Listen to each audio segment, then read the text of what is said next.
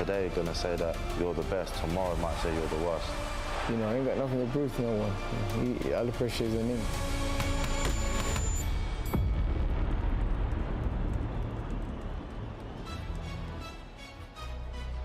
Here we go again, the bright lights of Riyadh, Saudi Arabia. It is day 2 of the Esports World Cup Fight Week. Day 2, as you guys know, is the media workout.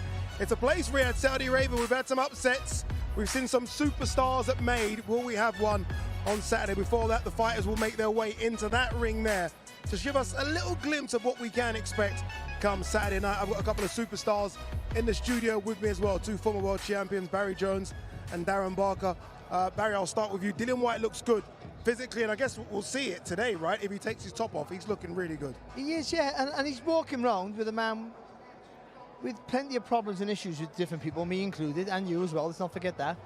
I don't think that's a bad thing. I think he needs that bit of everyone's against me feeling on him, and he looks in great shape. I'm not sure if losing all that weight's a good thing or a bad thing. I think at his age, maybe he needs to be a little bit more mobile. Certainly against Itauma, he's going to need that. It's all with what he's got left. If he's got 80% of what he had at his peak, then he's a problem for Itauma, because Itauma hasn't boxed nowhere near that level yet. Dempsey McKean, of course, was a good test, but an inexperienced guy who was a big lump and ambitious. But in Dillian Whyte, he's got a guy who knows how to handle not just a fight scenario, the whole fight week, big fight occasion, the spotlight. So he has the advantage there. If he can drag, I think he should start now with Itauma. He should be on his case right from now. Forget about everything else. Be on his case now. Try and get him unsettled. I think that's a hard ask, but that helps come fight night. If there's any doubts for Itauma, he's been sowing the seed. Very quickly, on that Dillian Whyte weight transformation, I guess one thing that does tell us is how serious he's taken this. It's not an Ebenezer Tete fight, it's not a Christian Hamer, it's not anyone before that, Jermaine Franklin.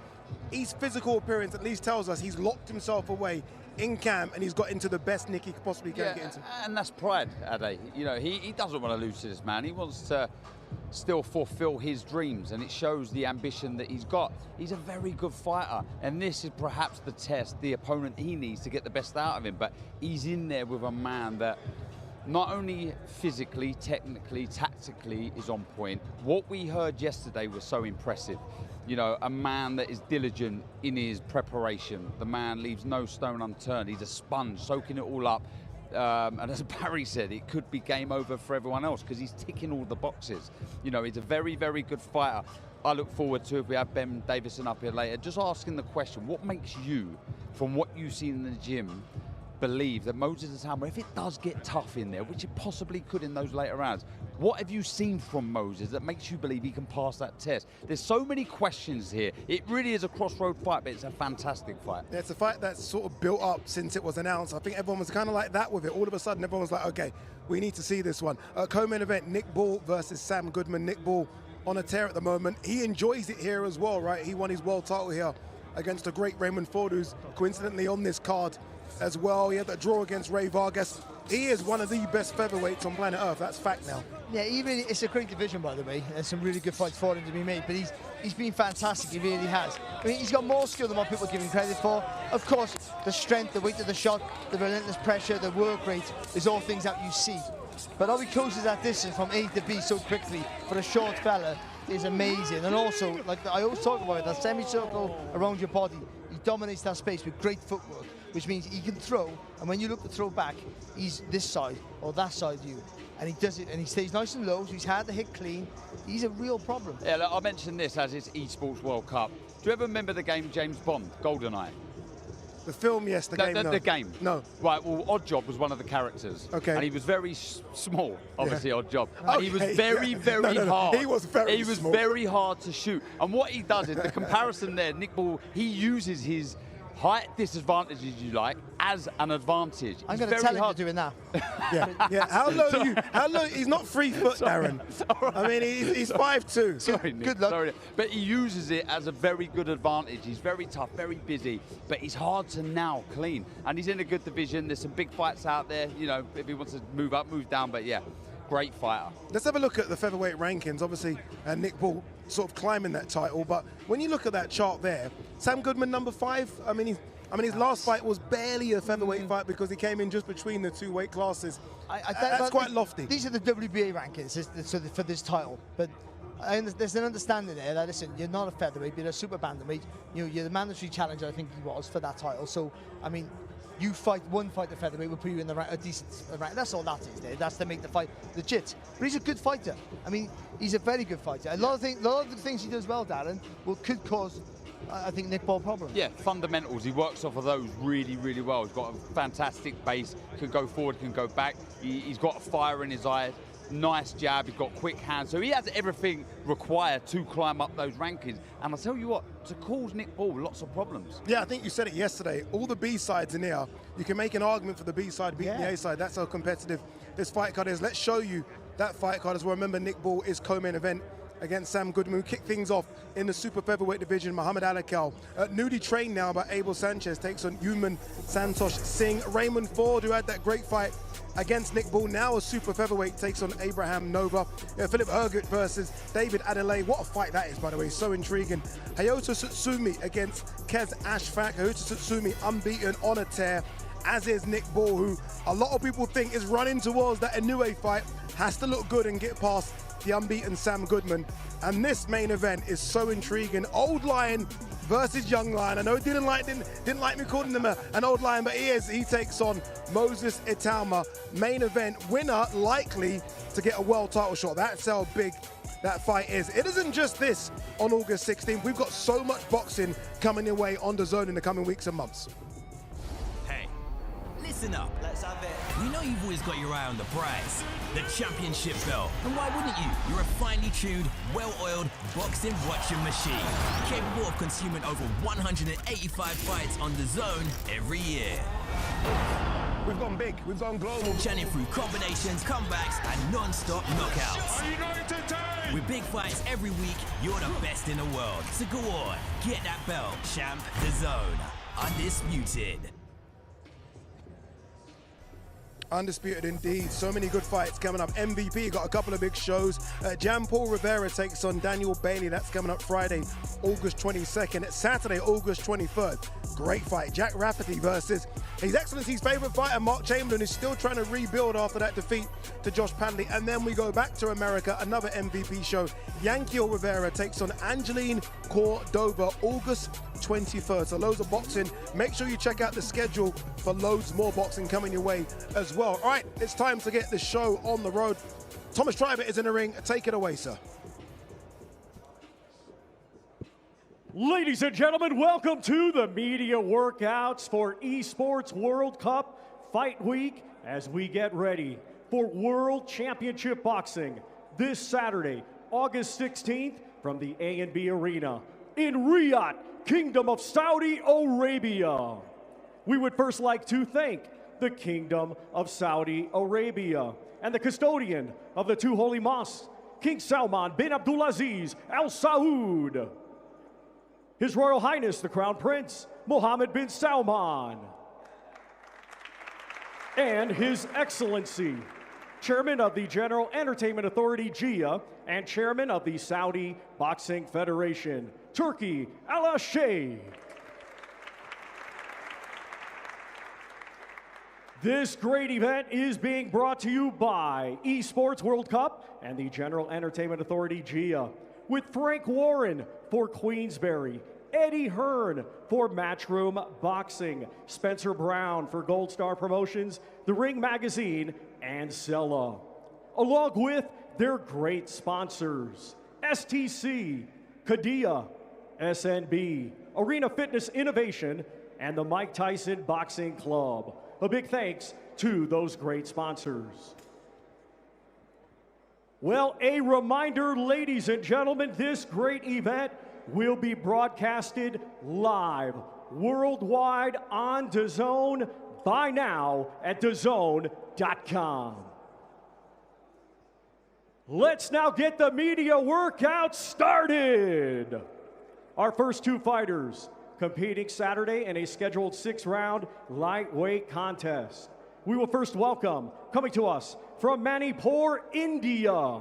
He brings a record of 3 wins, 6 defeats, with 1 win by way of knockout. Ladies and gentlemen, here is Yumnam Santosh Singh.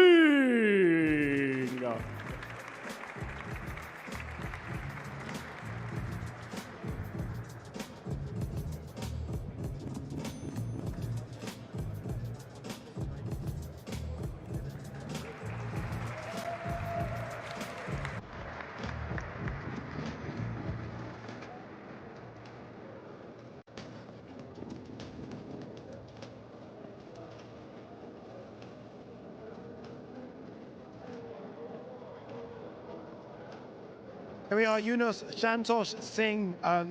We saw him yesterday making his walk for the grand arrivals, and he enjoyed the walk, and he was there posing, he was shadow boxing, and I can't imagine what this is like for him. I can't imagine, you know, the reaction when he gets the phone call to say he's going to be on this fight card, let alone doing what he's doing now. And he's going to soak it all up, isn't he? Absolutely. Seize the moment, enjoy every second of this. You don't know if you're going to get an opportunity again. That phone call must have been incredible for this man. I look at his record, and yes, he's here as an opponent, obviously, for Alakel to showcase his skill. But one thing from his 6 defeats is he's never been stopped. So, you know, he shows he's durable. It's his first time out of India as well. So, you know, what a great experience for him to be on this card. But he's got a lot to do. Yeah. He's got a lot to do on Saturday night. But he'll be prideful, as you say. He'll be prideful. He's not been stopped. Yeah. And we say this in every fight week when you get a journeyman like this on early in the undercard. Will they just fancy it for the first time? Yeah. Because it's a massive occasion. I've got a couple of those wrong. Joshua Ocampo was you. Yeah. He tricked me, he did. But will they just fancy, because it's a massive occasion, but will they just fancy, let me just go and prove what I can do? Because a lot of journeymen can't fight. And the reason they become journeymen is to earn money. They can't sell tickets, or their style's not good to watch, they're not fan friendly. So they earn money on the road. And they fight every week, and they earn good money, some of them. It's funny you say that, because I think there are a lot of fight fans at home that maybe don't quite get that and understand that a lot of these journeymen, if they had a full camp and decided, you know what, I'll go for this, could cause a lot of problems, but they understand their role, and they understand, okay, if we don't get knocked out or knocked down, we can go again in a few weeks' time. They understand it. It would be nice to see one of them almost flip the script and say, okay, we're going to have a go here. You used to get it, especially in the 90s, you get it, because they'd be all, in the UK, they get UK journeymen, they'd be based in the UK. So if you weren't very good, they couldn't have you beaten them. After a couple of rounds, they felt you were good, they go, okay, I'll tuck up and I'll accept it. If they didn't think you were very good, they would give it to you. And certainly, even if the last round or two, they would try and win those last couple of rounds, just to show you how tough it was. So you learned so much from them. And that's what they're there for. They're there for, it's a learning, it's a trade learning fight for Alakel, because this is such a hard, intense sport. Unlike any other, you need these fights to develop you for when you go to a bigger test. It's funny though, you know, I still think, albeit he has a losing record, a 3-6 fighter, I think it's still early stages to call yourself a journeyman. I think he'll still have ambitions to get the win on Saturday night. Don't get me wrong, he's limited when it comes to who he's facing as far as technical ability is concerned, but a 3-6 fighter isn't, in my opinion, yet a journeyman. I think it is. You know what's happening, right? I'm not saying that he probably won't turn into one. He's doubled his losses. But no, he's just obviously not very good. But that doesn't mean he doesn't have ambitions to win. Okay. Journeymen want to fight and be busy. Thank you very much to Yumnam Santosh Singh.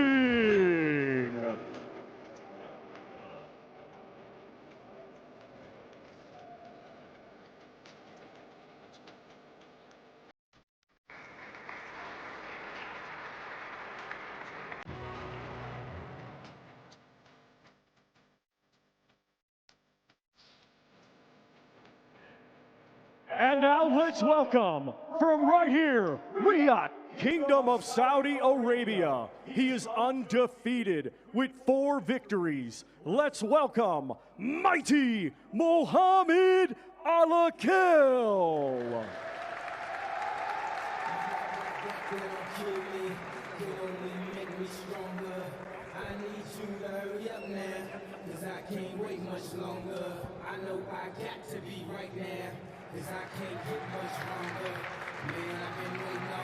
Young Mohammed Alakel making his way to the ring. A really good reception for him as well. A lot of pressure on the young man's shoulders, but he seems to be enjoying it. And look, we've all covered all of his fights. With Abel Sanchez as his new trainer, what are you now hoping to see that maybe you didn't see from Joe Gallagher? Do you know what? I think a belief and a mindset, because what he's doing is really showing discipline away from his home comforts, you know, really disciplining himself and really sort of delving in and jumping in 2 feet into this sport. And that gives you a real big self-belief, knowing that you're making those sacrifices. Technically a very good fighter. And look, I think some fighters like that stability and having the same coach like I did from start to finish. There's that relationship, that bond and that trust that you have with a coach. And then on the flip side, there's more strings to your bow, learning more stuff, more techniques. And this man certainly is doing that. He's been very impressive. Gomez and Morales' last 2 fights look very, very good. And every single fight slowly making progressions. Go on, sorry, Baz. I think Joe Gallagher did a great job with him. I mean, from his first fight to his last fight, there was a vast difference in the way he sat down on his punches, believed in himself a little bit more, and he stayed safe, he kept his shape, and that's a Joe Gallagher trait. I think Abel Sanchez will have him be a little bit more risky, I would say. So he'll be looking for the finish a bit more. He won't be taking his time. I think he'll want to go stamp your authority, and rather than be sensible, and he'll be like, no, he won't be reckless, but he'll be, no, you got it, go for it a little bit more. So he might be a little bit more aggressive.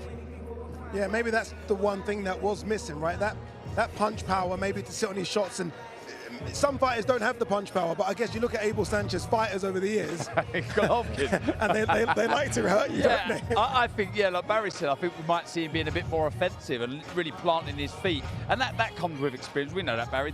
As time goes on, you start sort of slowing down your footwork ever so. Well, you never actually. You was like Tasmanian devil. Yeah. But it's important to understand what you're doing and why you're doing it. That's all. Whichever voice is in the corner, and because he's young and he's early in his career, the change won't be massive dramatic. He's not doing 10 rounders in title fights, and he hasn't got a massive bond because he's relatively a new professional. So the change won't be massive for him. He does fight on the Canelo Crawford undercard.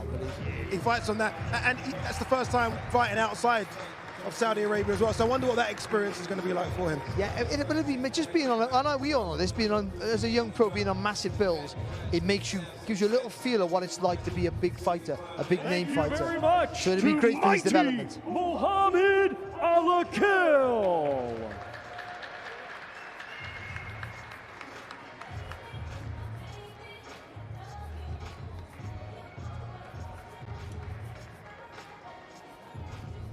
Our next 2 fighters competing Saturday in a scheduled 10-round super featherweight contest. We will first welcome, born in Carolina, Puerto Rico, and now fighting out of Albany, New York, USA. He has a professional record consisting of 24 wins, 3 defeats, 1 draw, 17 of his 24 wins coming by way of knockout. Ladies and gentlemen, here is the former world title challenger, Abraham Supernova.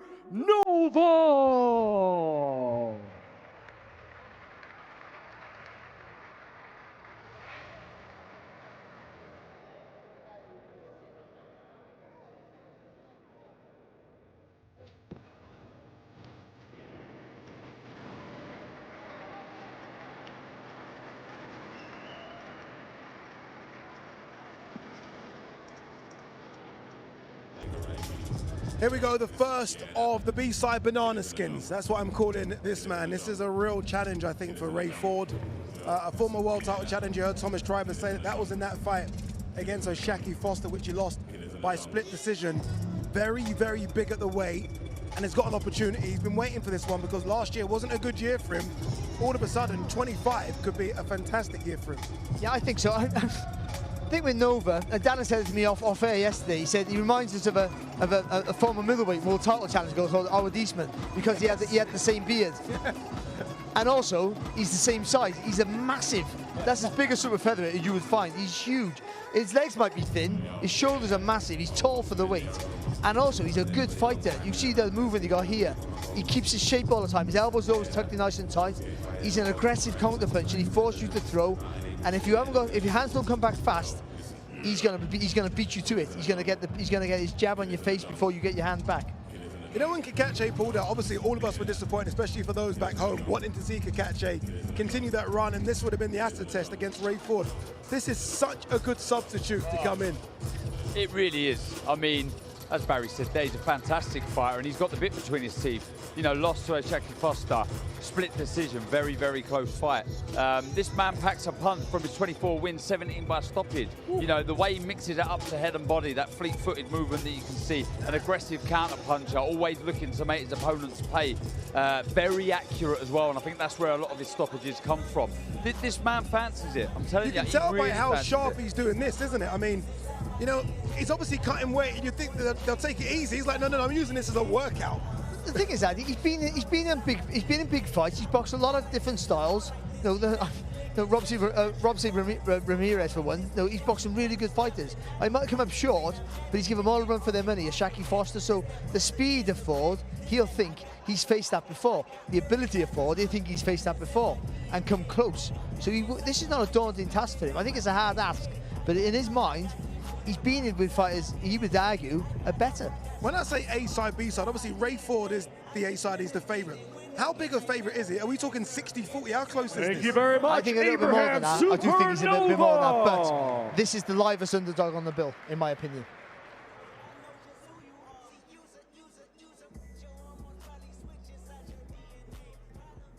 And now let's welcome to the ring, coming to us from Camden, New Jersey, USA. He brings a professional record consisting of 17 wins, just 1 defeat, 1 draw, 8 of his 17 wins coming by way of knockout, ranked number 9 by Ring Magazine. He is the former WBA Featherweight Champion of the World, Raymond Savage Ford.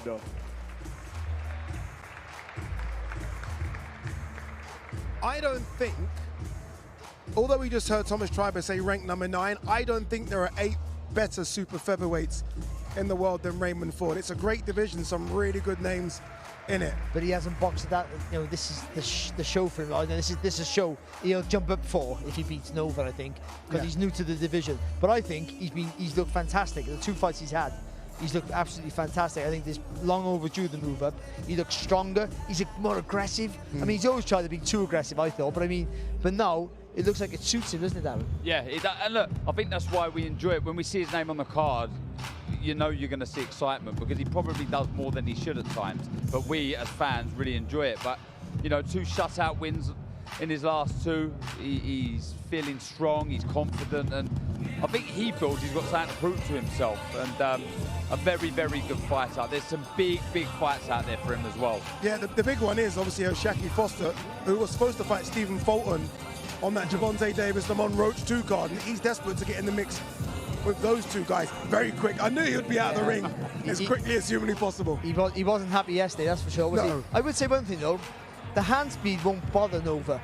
I think the feet of Ford is the key for him, in and out with the feet, throwing punches, jumping back out of distance, and then straight back in again. I think that's going to be the difference here. Thank you very much to the former world champion, Raymond Savage Ford.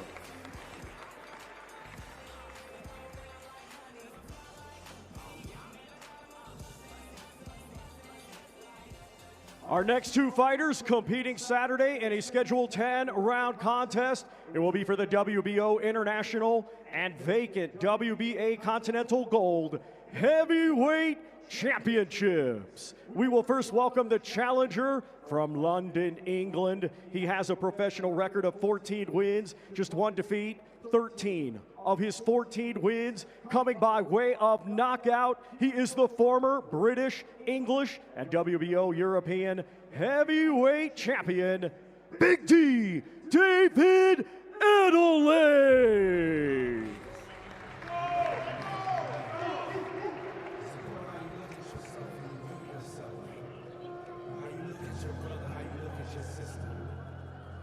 I see David Adeleye making this walk, and the phrase that comes to mind for me is opportunity knocks. Yeah.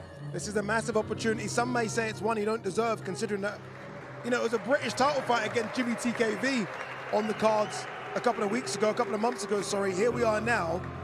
If he wins, he's in the world title mix. This is how big an opportunity this is. It really is, and I want to see him fight like that on Saturday. I really want to see him grab this fight by the scruff of the neck, really put it on Hrgovic. He's a big puncher, he really is.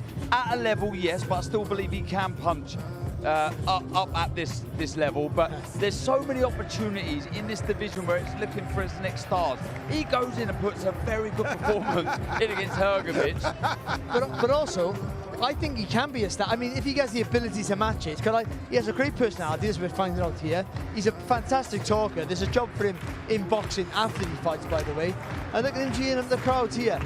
And I also think, with Adam Booth in his corner, those fast twitch movements, which takes a lot of energy, I think that's the right thing that's going to work well against Filip Hrgovic. Whether it's enough, I'm not quite sure, to be honest, but I think that sort of fast twitch fiber, really throwing from the hip and committing to every shot is what he needs to do. Yeah, I just don't want him to be lazy in this. I really want him to seize this opportunity, give it everything. Look, if Hrgovic is the better fighter and gets the win, at least you can go back to the changing room and say, I gave it my all and I got beat by the better man. Are there still question marks over Filip Hrgovic? Yeah. I mean, going into that Dubois fight, it was a massive favourite, and we were like, okay, this is the boogeyman of boxing. All Thank that you kind very of good much stuff. to Big D, Is he as good as we still think he could be, Hrgovic? I think he could be as good as we think he is, and I hope he's learned from his defeat. I hope he comes back. He's got that win last time out against Joe Joyce. So look, I think the world is still there. And now let's welcome the defending champion from Zagreb, Croatia, a 2016 Olympic bronze medalist, now as a professional, has 18 wins, just 1 defeat, 14 of his 18 wins coming by way of knockout. Ranked number 6 by Ring Magazine this Saturday, he will be the reigning and defending WBO International Heavyweight Champion. Here is Filip El Animal Hrgovic.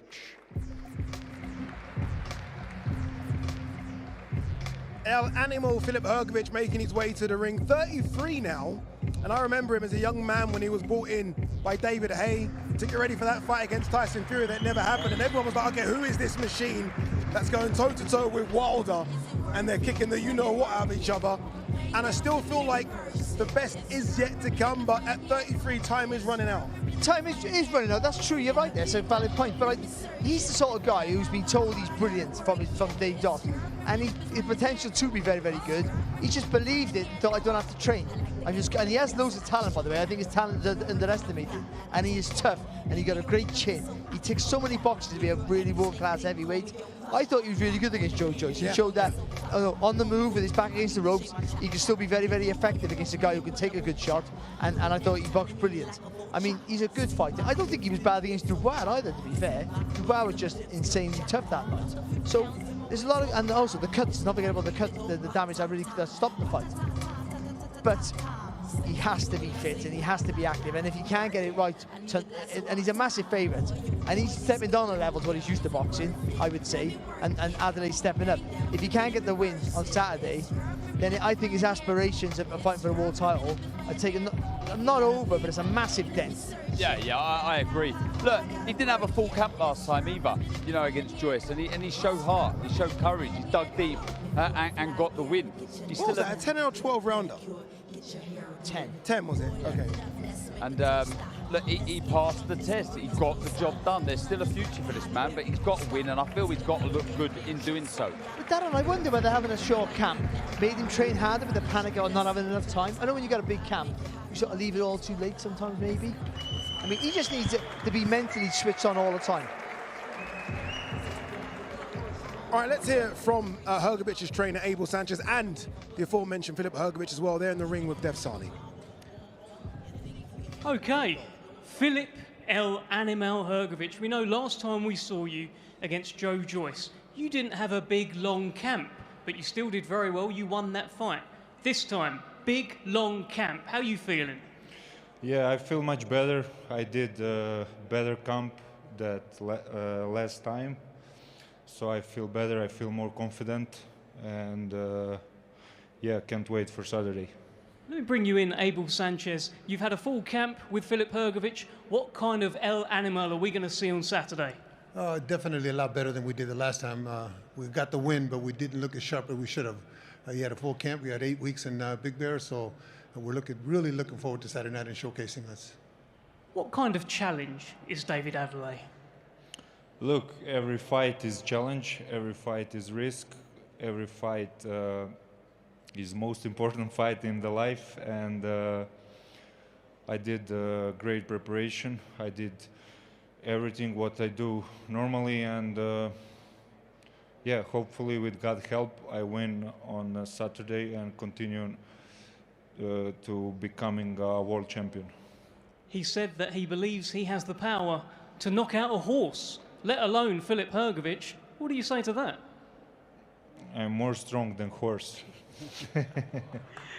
Abel, just while I've got you, a quick word on Mohammed Alakel, your new charge. He looks like a great talent. How are you getting on with him?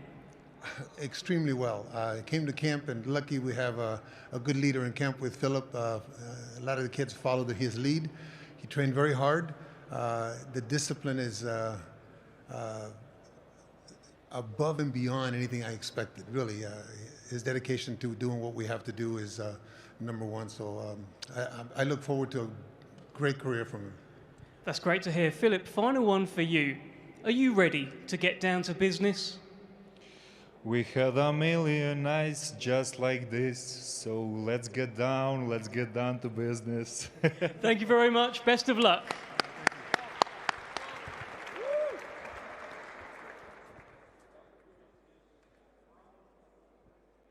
Our next two fighters competing Saturday in a scheduled 10-round super featherweight contest. Let's first welcome to the ring from Leeds, West Yorkshire, England. He had a stellar amateur career, becoming a 2016 Olympian, and now as a professional has a record consisting of 13 wins, 3 defeats, 1 draw. 5 of those 13 wins come by way of knockout. Ladies and gentlemen, here is Qais Ashfaq.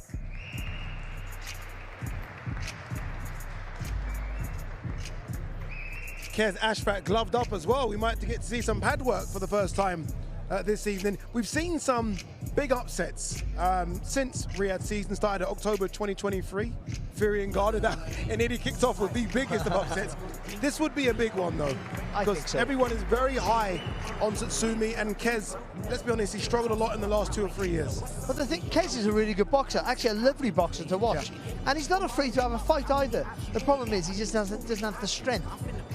And I'm the perfect one to talk about that. But I mean, and the power to keep him away, and that's a problem. So when you don't have those things, you need to be really busy and you need to have a good chin. And there's the question. I'm not sure about how good his chin is. And you can, that's no one's fault. You've got it or you haven't, a good chin. So, look, he was stopped in the 5th against Masoud Abdullah, dropped 3 times in that round. Dillian dropped him twice. Dillian, a very aggressive fighter, but not the biggest puncher, and he's dropped twice in that contest. Don't get me wrong, he showed a lot of heart, though, and a lot of courage. It was a brilliant fight. It was a war. But when he lost, it was a close fight. I really believe against Tsutsumi here, he's really got to stick to what made him successful as an amateur.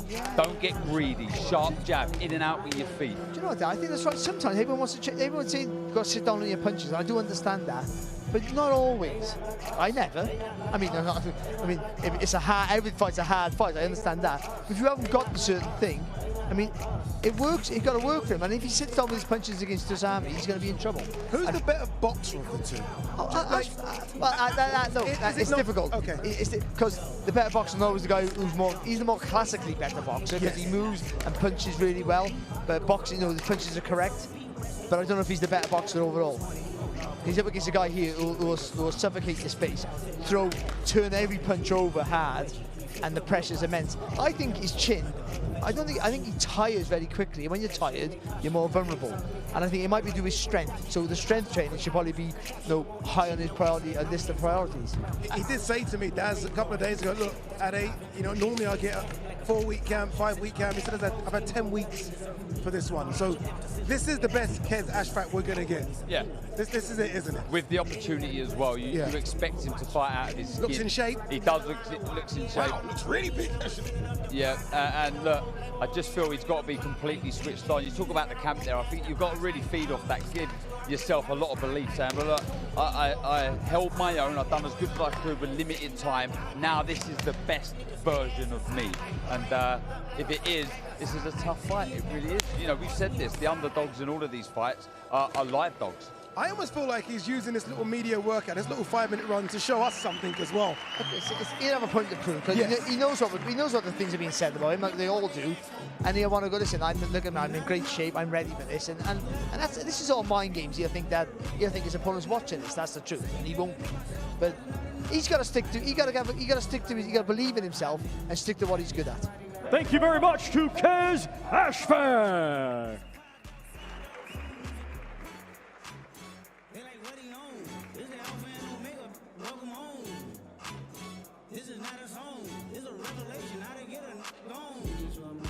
And now let's welcome, coming to us from Tokyo, Japan, a stellar amateur becoming a youth world champion, and now as a proud Ring Magazine ambassador, he is undefeated as a professional.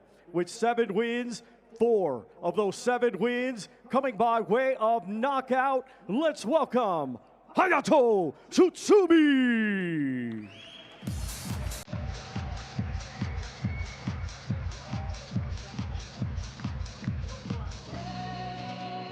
Eastern Asia has always produced so many fantastic, talented boxers, but I would argue that the crop of boxers coming out of East Asia at the moment is the best it's ever been. I mean, it's incredible. And I mean, this is the new, younger guard, I guess, in Tsutsumi. We know who the old guard is, and he's not very old in the new way, Nakatani, but they've got so many talented boxers now. If you go on BoxRec and you look at the schedule or result, there are shows all the time in Japan. They are fighting so regularly. They have a massive pool of fighters, Barry.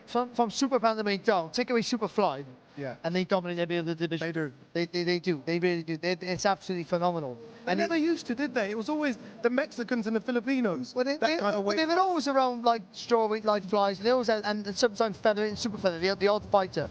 But the problem is, you know, the world's a smaller place, a more accessible place now, so they'd have the opportunity to see more of them. They would stay in their own little. They would stay where they were, in their own little lane, if you like. And you know, they're good fighters. He's a good fighter. What they all are is technically very good. They all punch correct, and they're tough. I mean, crazy. And they all punch. They do. They all like to punch as well. 4 of his 7 are by stoppage, and maybe not that one punch cuts in power, but very sharp, very accurate turns into every shot. And what I like about him, and you wouldn't really see it to the naked eye, but the subtle feints that he does. He's very intelligent. He's always trying to unlock his opponent and find those openings. And Davison said about 4 of the 7.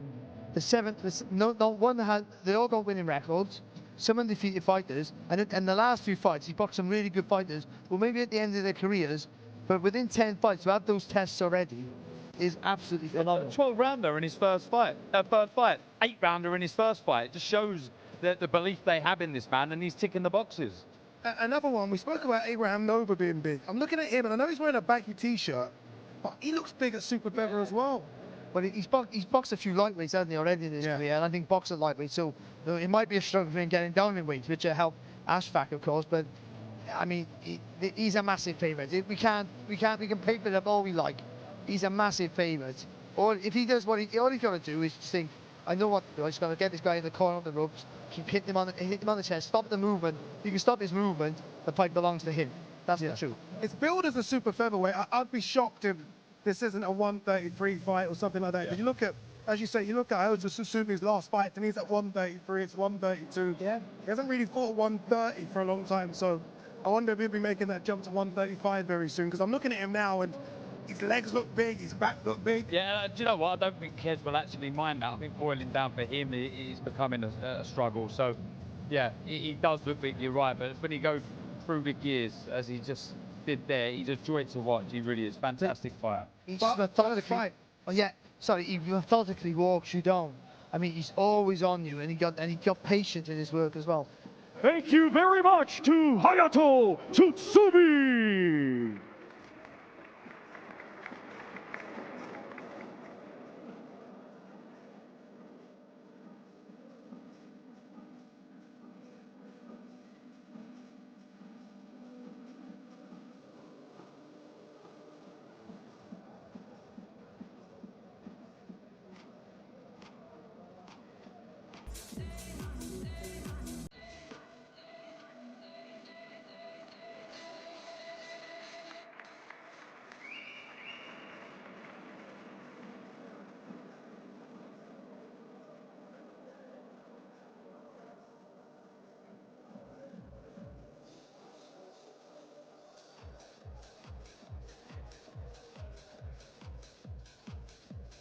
Ladies and gentlemen, our co-main event this Saturday, it is scheduled for 12 rounds, and it'll be for the WBA Featherweight Championship of the World.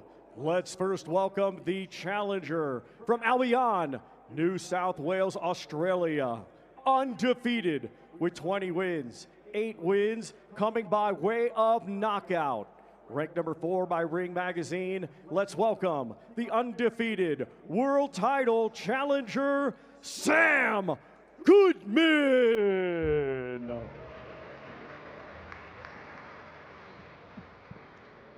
Another fighter coming out of this hotbed of Australian boxing right now, which is really producing some fantastic fighters, obviously led by Jaya Patai, but so many beneath that as well. And I spoke to Sam a couple of days ago, and we spoke about, you know, those Inoue fallouts where he was scheduled to fight Inoue twice and couldn't do it. And he spoke about the financial burden of just the training camps and how important this fight is for him. Not just financially, but obviously it's a world title opportunity. But he struggled mentally with the block of those 2 fights.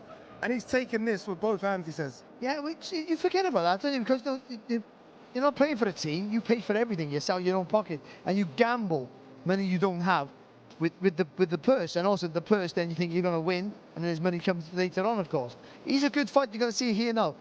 Technically very, very good. He's an aggressive fighter. And I mean, I always think if you can push Nick Ball back, I'm not saying he can't box, if you can push him back, it takes away his main strength, which is his strength and his aggression, and he's jumping into the target, he's jumping into closing the distance. So if you can push him back, and Goodman likes to push you back, then he's got a half a chance, I think. Yeah.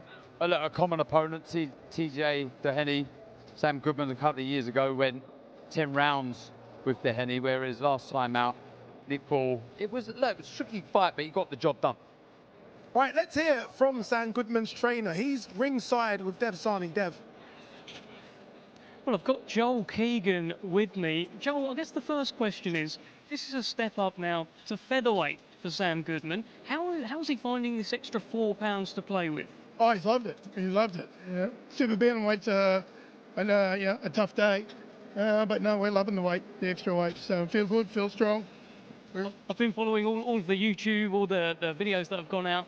You all look so focused, so determined, like you are coming to Riyadh to take that title home. Yeah, we're not here to play around. Yeah, it's this kid's destiny, you know. Like we thought we were going to do it 9 months ago, but we're going to do it now.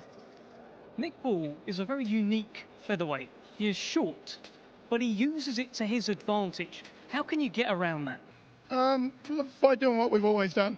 You know, we'll be the bull, and sometimes we'll be the bullfighter, but we know how strong he is. We fully respect it, but we've got the skills to deal with it. So I think a lot of questions are going to be what Nick's going to do with us. He actually said to me yesterday, Sam did, because I said, well, what's he going to do when a wrecking ball's coming towards him? And he said, I'll go right through it. Is that one of the options you feel is actually available to Sam? 100%, 100%. Like, I understand the way we fight might not look like we're strong, but ask anybody that's fought us. You know, like, we've definitely got the ability to stand and trade with Nick, you know. Best of luck. Thank you. I like that. That's good there. That's Joel Keegan, the trainer of Sam Goodman. Not a very confident team, and you heard it there.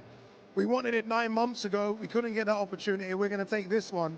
And again, this is a very, very live B-side. It is. I mean, he's a lot of good things. I mean, the fact that he wanted to try and push Nick Ball back, I think if his past form is anything to go by, and he can get success with that, then Nick's gonna have a hard night's work. But I would say with Goodman, there is a big gap. He keeps his hands high, keeps the shape really well. There's a big gap. And I always say, when you're a small fighter coming up, looking up, you see a bigger gap.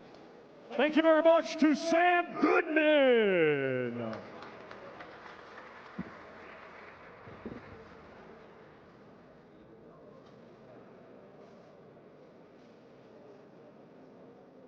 And now let's welcome the defending world champion from Liverpool, England, undefeated with 22 wins, 1 draw, 13 wins, coming by way of knockout.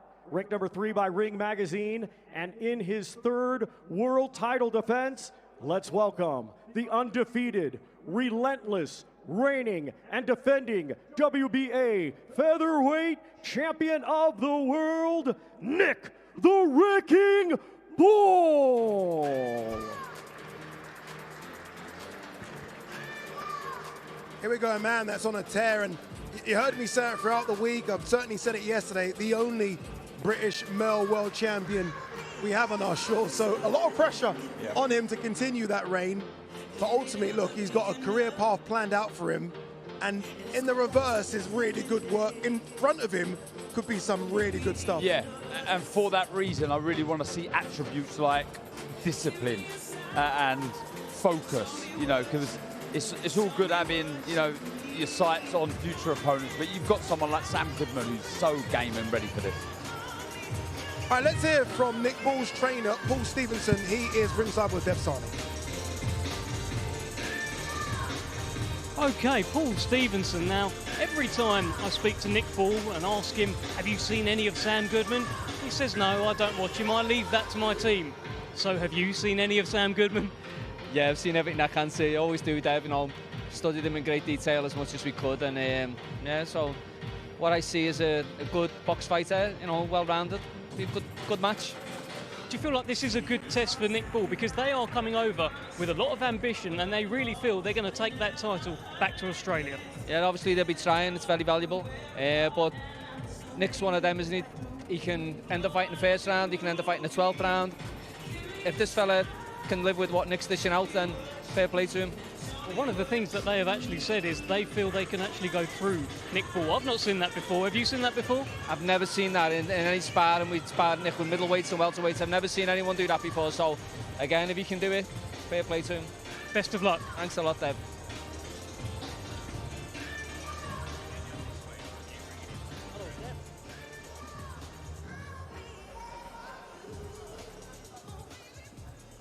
Ladies and gentlemen, our highly anticipated main event this Saturday will be Experience versus Youth.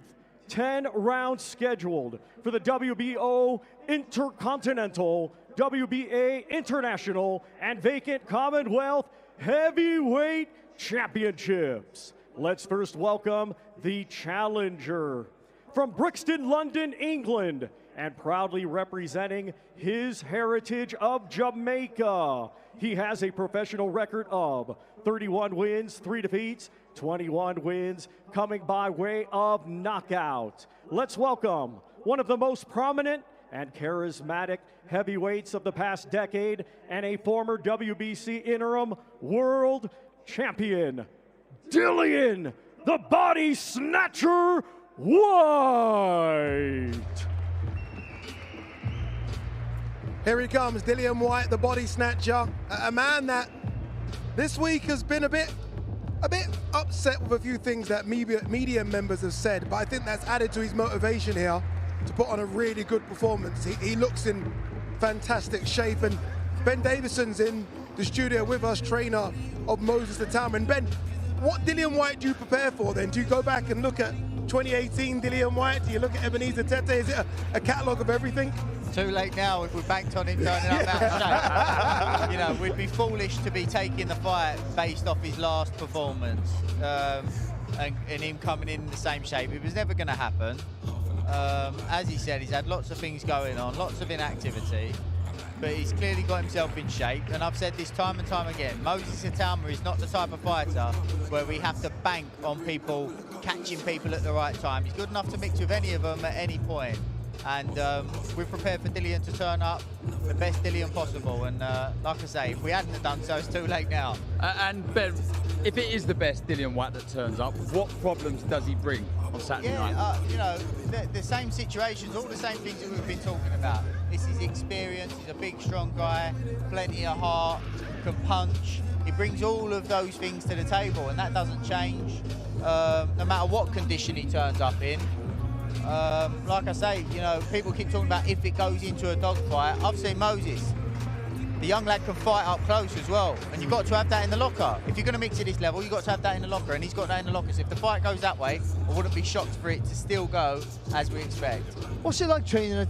He's obviously a precocious talent. What's it like training him and the hold back the leash? Because you've had to. I mean, this is like a step up for him. But I mean, do you feel you just let it go, or are you being more sensible approach? Because you don't want to ruin him because there's a longevity there, isn't there? Yeah, I would just say there's nobody that I think, oh, I don't like, you know, he's not ready for him, but it's risk versus reward. Yes. And, you know, that fight might be just as tough as that fight, but that fight's got more reward with it. So I think there's that to it.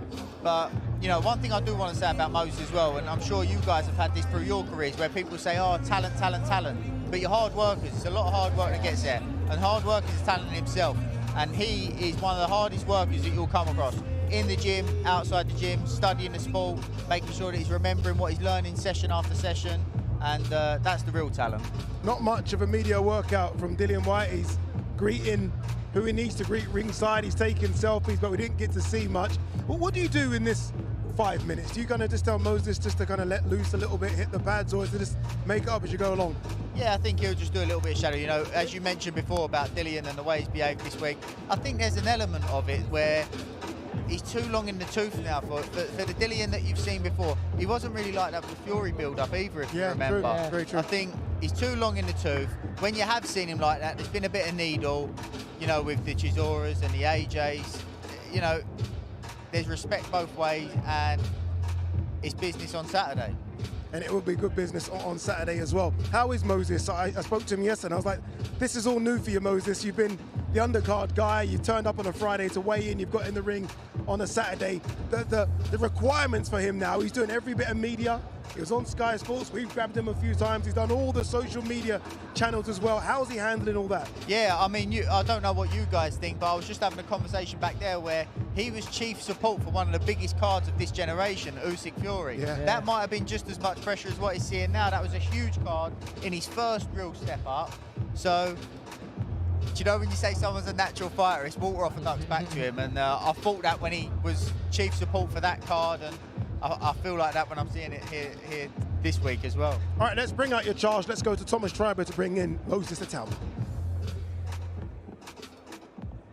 And now let's welcome one of boxing's rising stars, the defending champion, coming to us from Chatham, Kent, England, a stellar amateur, now undefeated as a professional, with 12 wins, 10 of his 12 wins coming by way of knockout. Ladies and gentlemen, here is the hard-hitting, reigning and defending WBO Intercontinental and WBA International Heavyweight Champion, Moses Itauma.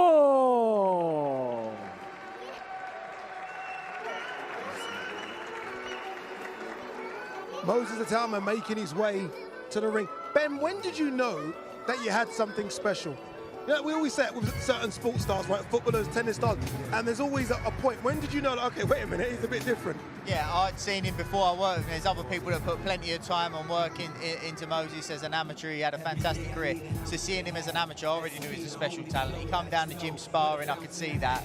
And then once I got the chance to work with him and saw how hungry he was, how desperate he was to improve and be the best he can be, then I was like, okay, you know, and his ability to retain the information, and you know, he's a real special talent. Ben, I just want to touch on what you said earlier about if this does get hard and horrible. What is it that you've seen from this man in the gym that makes you believe he can dog it out? Like, it's my job to have him prepared if the fight goes that way, and you know, it's all right saying, oh, we want it to go this way, but you need to be prepared, you know, for things not to go exactly to plan. And I've brought guys in that and put him in situations where it's supposed to get tough, and he ends up backing them up. He ends up walking them down. He ends up battering them. And I think that's what you saw from Shakur when he boxed the other week against Zepeda. He's got that, and you need. It's okay being a great boxer, but you need to have that in the locker as well. And he's got that in the locker. when this fight came up, it came across the table, was it an immediate yes? Was there any reservation? Because there is a big jump from Mike Balogun. Yeah, being honest, Dillian was one of the names on the list that we'd said, you know, we're up for, and you know, it just so happened that it ended up coming about. So no, it's a great step up for him. It's a great scout for him. It's a great test for him, and one we're confident that he's able to come through. You know, I just see him there, I think, with Gareth A. Davis. He's growing, isn't he? I remember when I first saw him, I was like, you might not be big enough for the heavyweight division. All of a sudden, it was like he's grown a couple of inches and he's filled out a little bit as well. He's around 230, 240, isn't he? That's his weight now. Yeah, and they don't want to give it away, do you? Like, no, like he's dense though, isn't he? Yeah, he's so strong. I don't know if you saw on the behind-the-scenes stuff. I did. The lifting the weights and stuff. He's so strong, and that's what I mean. I think people underestimate that element. Like, I know he's 20, but he's not a kid. Not far from it. Ben, what's he like to train? I know to train one thing, but because he's a thought. We had him yesterday. He's such a thoughtful man. You can see why he has so much time in the ring. He can think and he can digest the information. But what's he like in the corner? Does he listen to you, or is he thinking himself? Very much so. He'll come back and he'll ask you questions. I tried to do this. I felt like, you know, I did this because I saw he was doing that. His ability to process is second to none, which is rare. Which at any weight is a great asset to have, but at heavyweight, it's exceptional. So he's thinking and getting the information off you as well. Come back to you and say, I've tried to do this because I saw that, or I picked up on this. That's brilliant. And there's never a session where you ask him, I want you to do more of this today. There's never a session where he won't try to do that. And that's all you can ever ask for. I don't like asking fighters this, but I'll ask you as a coach. If it does go to plan and he gets the job done and looks good, then what? We're not looking at them. What, you know? How dare you ask that question, Dan? He's not a fighter. We don't ask those questions. We're solely focused on that. But what I have said already is there is not a fight where I would go, oh, I don't like that. We would just look at risk versus reward. Not even Usyk, Ben. I just think it's a win-win. What you know, you're getting a chance to face the best of a generation, if not the best ever, at the weight class. Like, I think it's a win-win. And as much as Moses hasn't shared the ring with somebody like Usyk, I truly, honestly don't think Usyk has shared the ring with somebody like Moses. Can I ask you, this is an awkward question, Ben, so you can say, Ade, shut up. You've got a lot of heavyweights in your stable, and a lot of them are in the top 10. Is that awkward? Because there might be conversations about Moses versus any of those guys? There's three. Yeah, and 3 good ones. And I had the conversation earlier where the AJ Tyson with the Moses stuff, you know, they've shared a lot of information. He's took a lot from them. You know, AJ's texted me this week saying, if there's anything I can do, Moses needs anything and I can help, you know. Nice. And with Fabio, it's just a case if they're in the gym, so they're never gonna cross paths. Yeah. Did they spar? They haven't sparred, to be honest, just because. I'd pay for watching. You wouldn't though, would you? No, it's probably. Yeah. It's hard. You know what it is? I don't spar the lads in the gym with each other too much anyway, to be honest, because I like to try and create a team environment, and we've got a great atmosphere, great team bonding there, as you saw after Fabio's victory. So, yeah, I try not to spar him too much anyway. In terms of the other side of things, you're very analytical, you and Lee Wiley, in terms of the way you've brought a new side to boxing. How does he take that information? Is it easier being a younger fighter to take that information on board? Yeah, look, I'm 100% honest, and it's not for everybody. Yeah. If you're not a thinking fighter and you've not got that composure to be able to take that information on board, go out there, process.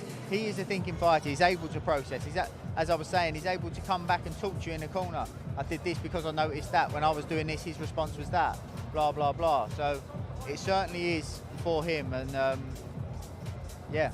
Anything planned tonight, final one? Is it a massage? Is it just go back to the hotel and chill and have a little session? He done a session earlier. He had a little massage earlier, so he'll probably go back, have some food, and then head to bed. Ben, appreciate it. Good luck on Saturday. Thank you very much, Ben. Thank you. All right, let's remind you what we've got coming up throughout the week as well. Great to have Ben Davison. That insight there is good. That question about the heavyweights is an awkward one, isn't it? But I've always thought about it, especially because of Fabio as well. All right, tomorrow is the press conference. Friday, Box Raw Sparring Club.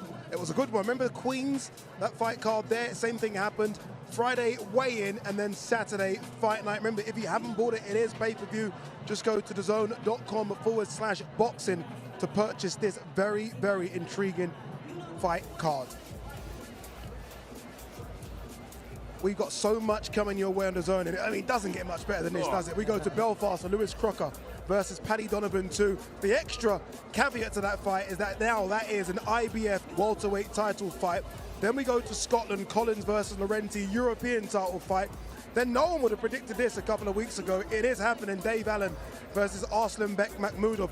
And I think the best card this year, this Ring 4 card, Night of Champions, it's so good. Dalton Smith versus Cyril Matias ain't even on the fight poster, nor is the great Artur Beterbiev. That's coming up Saturday, November 22nd. Loads of boxing coming your way. I enjoyed that. Yeah. I enjoyed getting the insight from Ben Davison.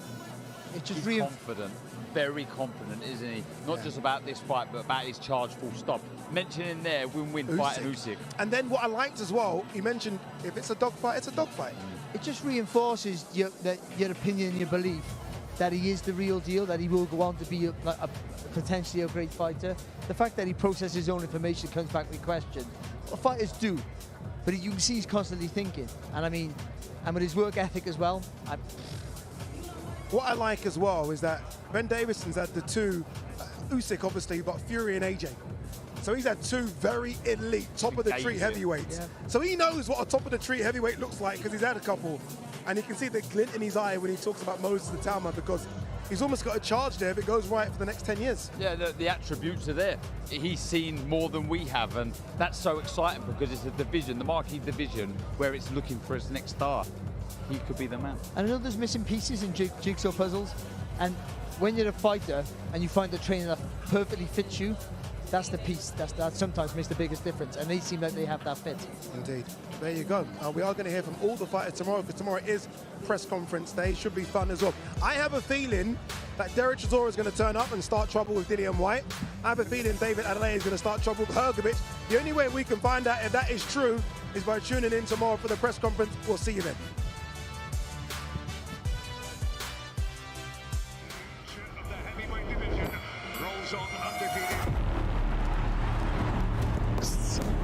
I'm called the brightest prospect or whatever I'm called. It is just noise. It's just step by step, fight by fight. If you're gonna ask me like what's my plan in this division, it's to knock Dillian Whyte out, I guess. Going in with somebody like Dillian, who's got a wealth of experience and at the top level and so forth, would be a really big test for him.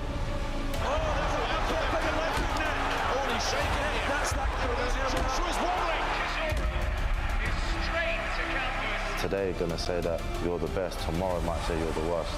You know, I ain't got nothing to prove to no one. I'll appreciate him.